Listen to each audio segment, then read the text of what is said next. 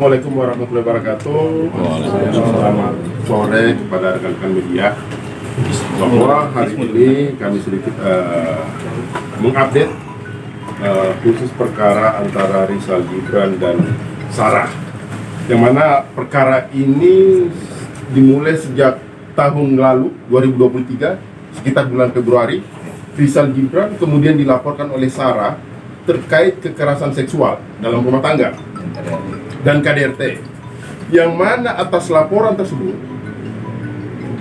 per tanggal 6 September tahun ini, bulan kemarin, di posisi September, 6 September, laporan tersebut telah di SP3-kan oleh pihak Polda Metro Jaya. Artinya apa? Laporan terhadap Sarah kami nilai atau kami maknai secara hukum tidak terbukti. Apakah dari unsur-unsur pasalnya atau dari unsur perbuatannya, semuanya kami simpulkan bahwa laporan tersebut sama sekali tidak terbukti. Pada kesempatan ini, saya juga akan menyampaikan langsung menunjukkan bukti bukti SP3-nya. Nih, sudah sampai kepada kawan-kawan media. Ini bukti SP3-nya. Ya. Tahan bang. Ini posnya kirim dan ini suratnya resmi, amplopnya resmi. Ya. Artinya surat ini murni dari Polda Metro Jaya yang menangani perkara tersebut. Ya. Oke? Ditandatangani oleh BIR. Ya, langsung ditandatangani oleh BIR juga ya. Oke. Selanjutnya, dalam perkara antara Rizal Gibran dan Sarah ini, itu ada beberapa laporan. Jadi yang pertama, laporan induknya adalah ini.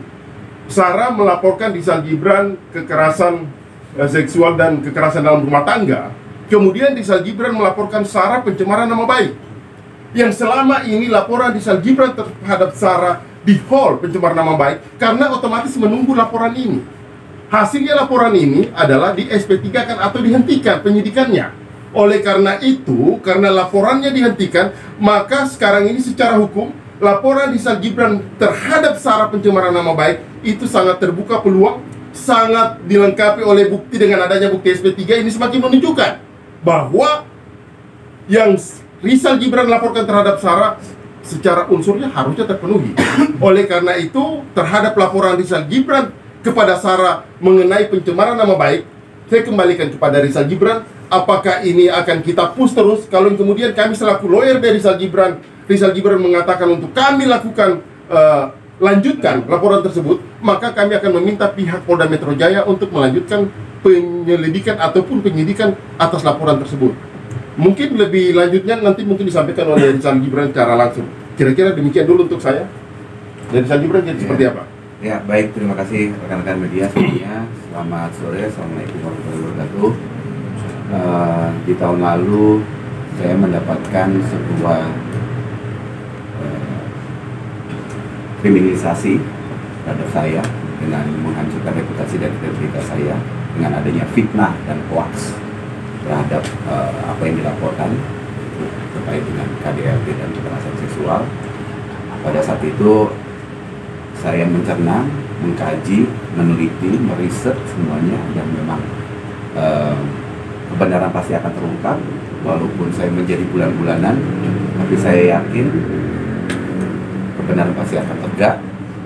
Saya hanya bermodalkan sabar, ikhlas, doa, dan dukungan dari banyak pihak yang benar-benar untuk menegakkan kebenaran dan keadilan ini. Nah, dengan ini artinya saya merasa berterima kasih pada hadirat Allah Subhanahu wa Ta'ala, berterima kasih utama pada keluarga yang selalu mendukung, terima kasih kepada pengacara-pengacara sebelumnya, ya, terutama yang paling spesial kepada almarhum Denny Lubis yang sampai akhir hayatnya saya menggontong mayatnya masuk ke liang kubur. Terima kasih untuk keluarga Denny Lubis.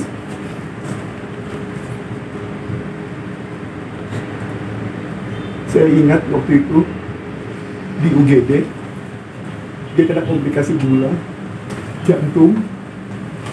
Yang ditanya pertama kali saya merawat dia di UGD, ditanya cuma satu, "Ya, gimana kasus lu, Bang? Kita harus tegak lurus, kita harus menang. Saya cuma bilang gini pada almarhum, Bang, nggak usah bikin kasus saya, Bang. Abang harus sehat dulu.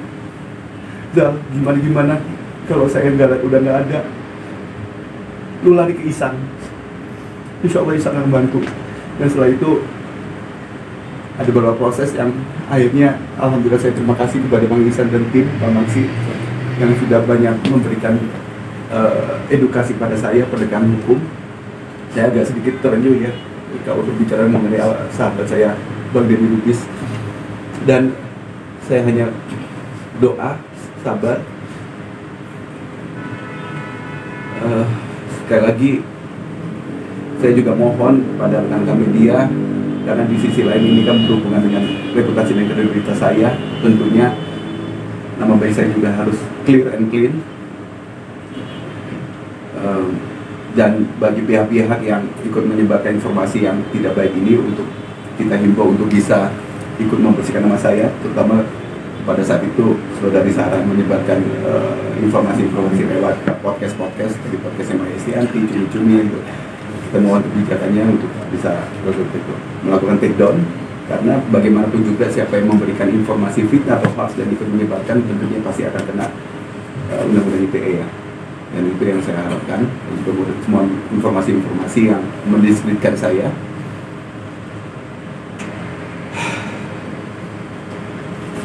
Saya kalau ngomongin almarhum Denny Lubis saya udah speechless, nggak bisa ngomong apa-apa. Ya kurang lebih seperti itu aja dulu teman-teman, nanti kita bisa lebih banyak tanya jawab aja. Silakan. Ya, baik. Pak Maksi. Baik, kemudian perlu juga kami sampaikan kepada rekan-rekan media bahwa dengan diterbitkannya SP3 dari pihak Polda Metro Jaya, ini tidak terbukti bahwa tuduhan-tuduhan atau fitnah yang dilontarkan kepada klien kami, Saudara Rizal, itu jelas-jelas mereka membuat atau membangun asumsi belaka. Karena rekan-rekan sudah melihat sendiri bukti SP3. Dan ini yang harus kita lawan, seperti yang disampaikan oleh rekan kita Bang Insan, bahwa tinggal keputusan dari klien kami, Saudara Rizal, untuk kita lanjutkan laporan-laporan terkait pencemaran baik yang dilakukan oleh pihak Zara. Nah, kemudian pada kesempatan ini perlu juga kami menyampaikan terima kasih dan apresiasi kepada pihak penyidik Polda Metro Jaya yang telah memutuskan perkara ini dengan SP3. Ini menandakan bahwa pihak Polda Metro Jaya betul-betul melihat secara terang benderang. Karena tegak lurus, kan di dalam hukum pidana ada asas yang menyatakan bahwa bukti-bukti harus lebih terang daripada cahaya. Artinya bukti terang, berarti ini tidak terbukti, tidak terang. Sekali lagi, ini hanya sebuah fitnah, tuduhan-tuduhan belaka yang dilakukan oleh pihak Zara, tidak berdasarkan data dan fakta serta bukti pidana. Demikian. Tambah rekan-rekan. Saya mau ngambil dikit dan sekali lagi saya juga ingin mengapresiasi, saya mengucapkan banyak terima kasih kepada Polda Metro Jaya yang sudah tegak lurus untuk mengungkapkan ini semuanya, walaupun pada saat lalu itu terdapat oknum-oknum yang ingin memanfaatkan ya, oknum-oknum yang ingin memanfaatkan dengan adanya money politik. Alhamdulillah saya bersih, clean and clean, tegak lurus, tidak ada namanya money politik di sini, tidak ada namanya faktor X dan faktor XX yang lain, tidak ada. Ini benar-benar tegak lurus ya.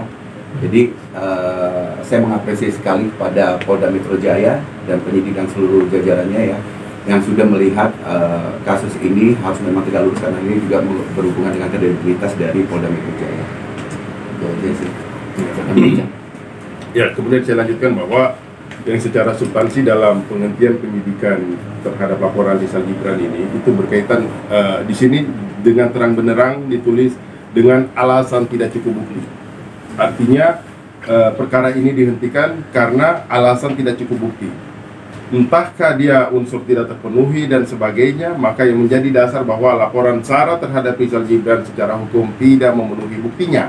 Sehingga laporan apapun yang disampaikan selama ini dengan di-framing oleh Sarah ke depan media, menurut hemat kami selaku kuasa hukum Rizal Gibran, itu tentu saja bisa menyudutkan Rizal Gibran secara nama baik, kemudian di masa depannya juga bisa menjadi catatan digital yang bisa dicek. Makanya kami himbau kepada kawan-kawan media terhadap podcast-podcast yang telah disampaikan oleh Sarah dengan adanya surat penghentian penyidikan ini, kami himbau untuk dilakukan take down.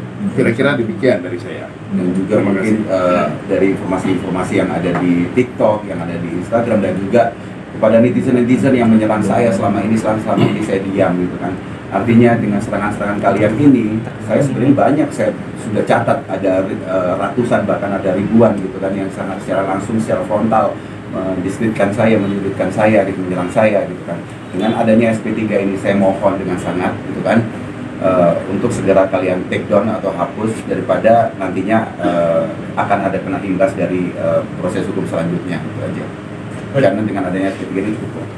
Dan perlu rekan-rekan ketahui juga bahwa yang kami bangun di sini ya di Jawa adalah berdasarkan data dan bukti-bukti yang ada.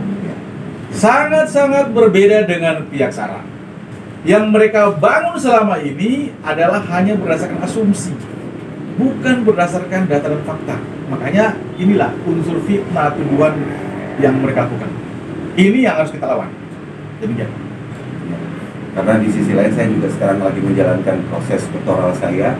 Saya jujur aja sampai sedikit kena teguran dari alma mater kampus gitu kan, agar tidak melibatkan masalah pribadi dengan kegiatan proses belajar saya ini sebenarnya cukup mengganggu. Nah, untuk itu dengan adanya press conference pada sore hari ini, mudah-mudahan bisa menjadikan informasi yang terang benderang, dan kami mengharap untuk take down dari informasi-informasi yang tidak benar ini, karena bagaimanapun juga yang memberikan informasi fitnah dan ikut menyebarkan tentunya ada konsekuensinya. Oke, Mungkin ada pertanyaan. Ya, pertanyaan. Bang Gibran, mungkin kasus ini sedikit lega apa seperti apa sih atas laporan pihak sana? Dan selain kerugian apa, selain dari teguran dari kampus sendiri mungkin? Apakah material mungkin seperti apa sih? Kerugian-kerugiannya mungkin?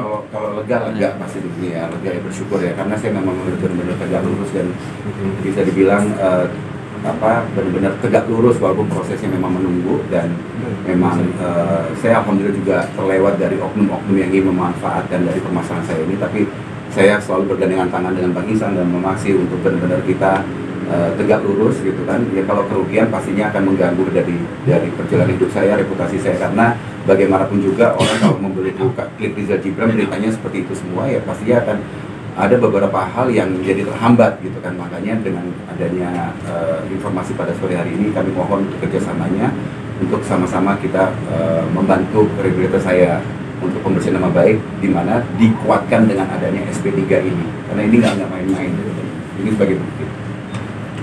Bang Rizal, mungkin penegasan dari kamu sendiri dengan keluarnya SP3 ini, apakah kamu sendiri akan melanjutkan laporan kamu terkait pencemaran nama baik terhadap Sarah, atau sebaliknya mungkin jalur damai? Kita masih akan berunding lagi. Kita sudah koordinasi dengan penyidik, dan saya setelah beberapa waktu memang agak belum ada rapat lagi, cuma lewat telepon aja dengan Bang Ihsan.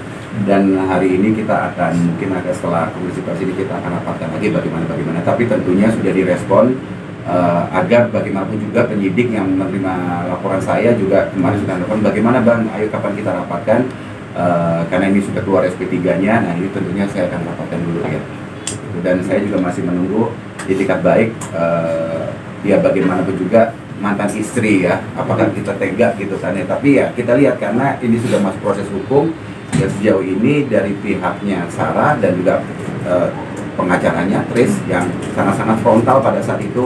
Toh bahkan pada saat itu juga saya melakukan RJ, ingat kan? RJ itu pun juga saya dapatkan arahan dari Polda, tapi ternyata dijadikan senjata gitu. Wah, Rizal itu melalui itu kita tolak RJ begini. Padahal saya pengen berdamai kan. Tapi akhirnya sampai detik ini mereka tinggal juga baik ya. Saya tentunya kembalikan lagi penyidik untuk agar berkasnya itu juga, mereka juga namanya penyidik kan nggak mau kan berkas numpuk tidak ada solusinya kan gitu. Pastian hukumnya pasti akan kita tegakkan. Ada lagi? Setelah keluarnya SP3 ini sudah ada komunikasi antara? Tidak ada, belum ada. Dari pihak sebelah pun belum menghubungi? Belum menghubungi. Baru dari pihak penyidik aja untuk